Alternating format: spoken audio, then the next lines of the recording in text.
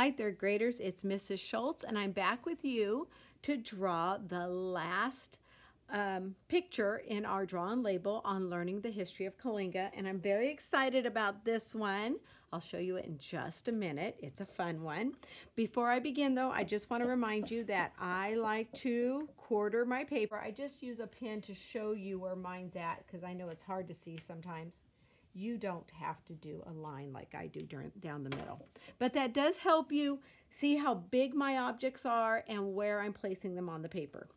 So let me show you what we're doing today. We are going to draw a horned toad. Say horned toad. Horned toad.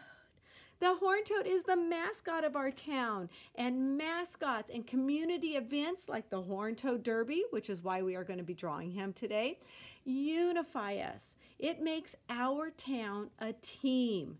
And by working together as a team, we have a better town. And that's an important piece of being a community. And the things like the Horned Toad Derby that draw in all our families and bring in their cultures and their traditions, and we share them with one another, makes living here so much fun. So today we are drawing a horned toad. And I'm going to put my horned toad under my paper today because as I am teaching you how to draw him, having that little bit of a line underneath will help me do a good job. He's new for me, so I haven't had a chance to practice him a whole lot. So follow me as we draw a horned toad. Okay, so we're going to start with his eyes, and his eyes are going to come right above that dotted line, and we're going to draw two circles that are the same size. One, and then come over a little way and draw the other. Okay.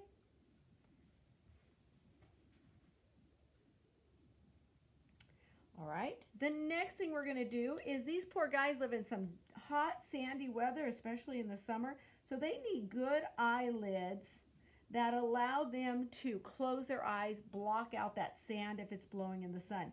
So I'm going to put a larger eyelid on top and then a smaller one at the bottom. Okay, so I'm going to do it on both sides. Large and small. Now, we're going to put his eyeball and his pupil, the pupil is the black part, on the inside.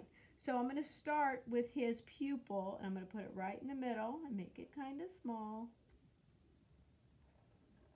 And it can fit between those two lines. And if you want to color it in and you want to leave that little white highlight, put that little square there so you don't actually color that part. Leave a little bit of white space. We'll do that on this side too. Color it in with a little bit of white space. Okay. And then I'm going to put a ring around that pupil, but it's going to be blocked by the eyelid. So I'm not going to do a circle. I'm going to do just a curve on the right, curve on the left.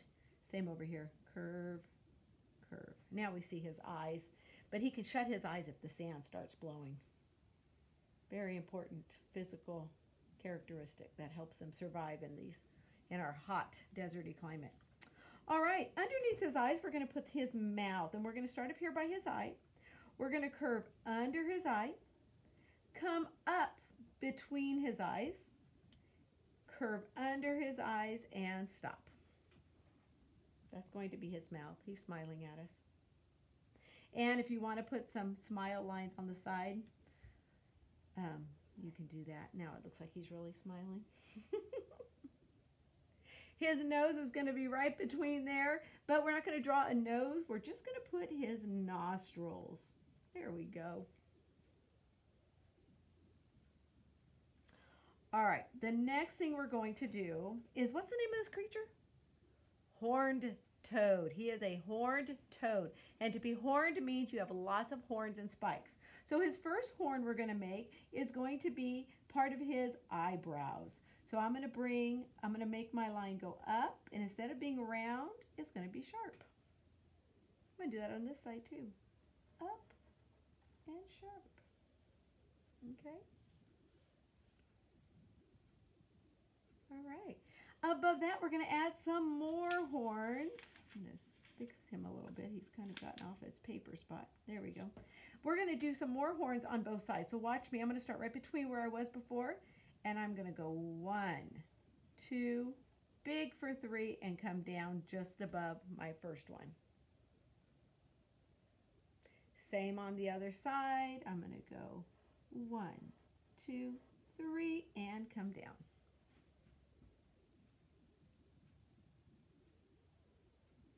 All right, then we're going to put some spikes out by the sides of his eyes. So we're going to go spike, spike, and end it at about where his mouth is, but leave a space. Don't touch the sides. Do it over here. Leave a space. 2 spikes on each side. Okay, now we're going to finish his face by coming around the bottom of his mouth and stopping there. So stop right where it comes to the bottom on both sides.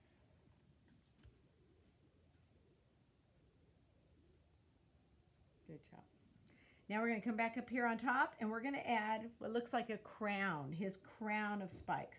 So I'm going to put a large spike right above the middle. And I'm not touching anything. It's going to be like a crown. That's the beginning of my crown. And then I'm going to make it symmetrical. That means same on both sides. We've been doing symmetrical. Eye, eye, eyebrow, eyebrow, 3 spikes, 3 spikes, 2 spikes, 2 spikes. That's symmetry. They look the same. So I need to put a spike on this side and a spike on this side. And now it's like he's wearing a crown. He's symmetrical. Okay, the next thing we're going to do is draw a neck, okay? So we're going to come right up to this line, and I just want you to draw a curve down. Now we're going to come to this side, and this time we're going to draw another curve, but this curve is going to land under this one. So it actually ends up being a little longer. It's going to end right about there. So I'm going to draw my curve to there. I know it looks a little weird right now. We're going to fix it. It's a weird little neck, but it works when we get done. All right, now we're going to put in a leg, and we're going to put a leg right here, and it's going to wrap lightly around, just a slight curve around those 2 necklines we just made. So bring it around like that. And then we're going to put another one behind it, and it's going to be a little longer because it's going to come down to about right here. So we're going to come up here and we're going to bring it down here like that. And now horned toads, because they are a desert animal, have claws. So what I'm going to do is just put a little round line right there, slightly curved. And then I'm going to put sharp letter V's, the shape of a letter V, for his claws. So this one's going to be sideways. And then 2 coming this way. And then 1 more little one. There's his claws. Good job. All right. Now, behind his claws, we're going to add some spikes because he has horns everywhere. So right behind it, I just want you to point them down and keep them skinny. Just put some spikes behind that leg. Good job.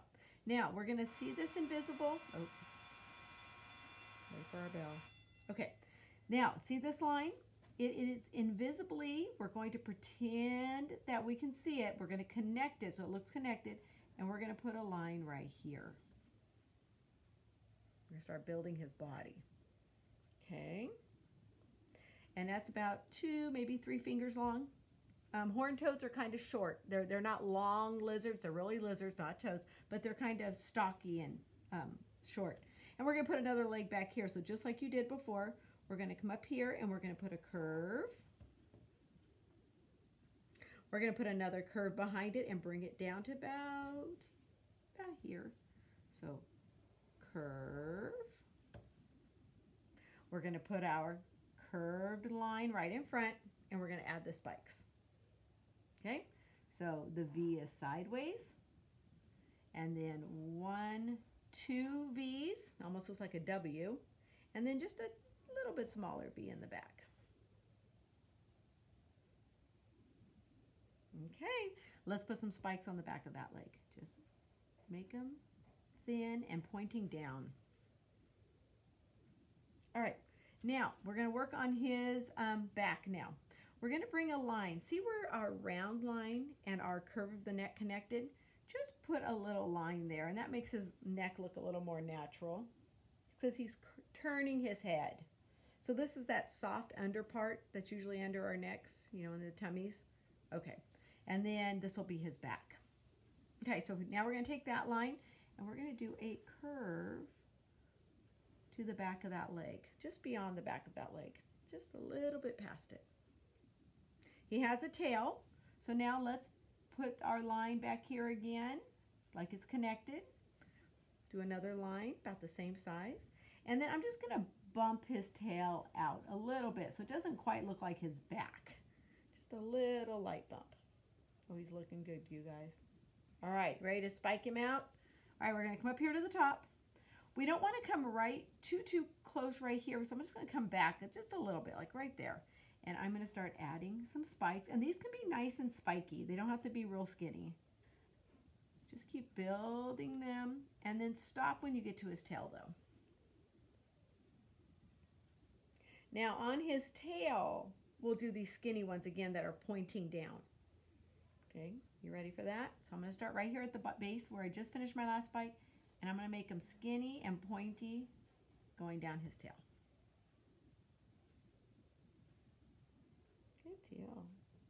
All right, now these guys are very, very, very spiked. They're very horned. So right here, remember I told you this is that soft part of our body and it kind of goes underneath? Well, on his back, right before you get to that soft part, there are more spikes, good size spikes. So I want you to put a line right there. This separates his back from his tummy. And right here, we're going to add some spikes.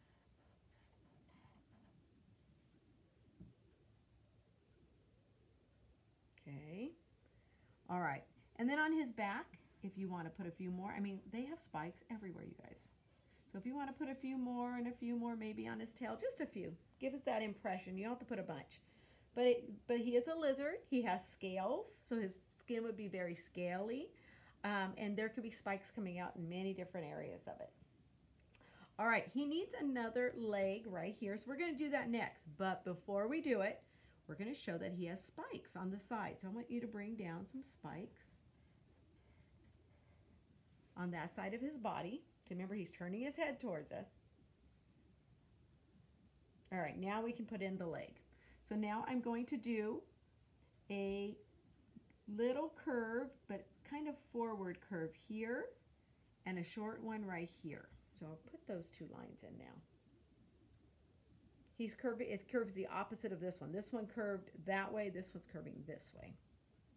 And then we'll put our little line, our little curved line, and then we'll add his spikes again. So the one to the side, the two V's that look like W's, and then the one little one at the back.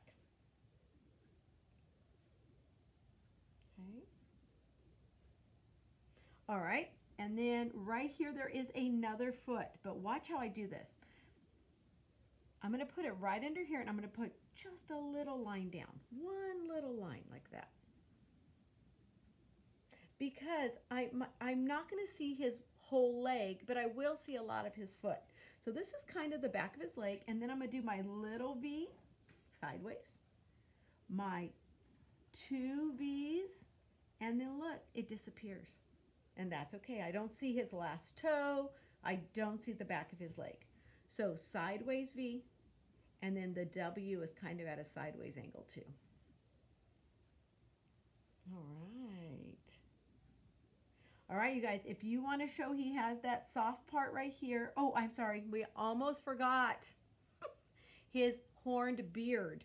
I almost forgot that. Right on top of that line that that halved our paper, we are going to put one more row of horns, because he does have horns that come down his chin like that. And if you want to put a horn on each side of his face down low, you can do that too.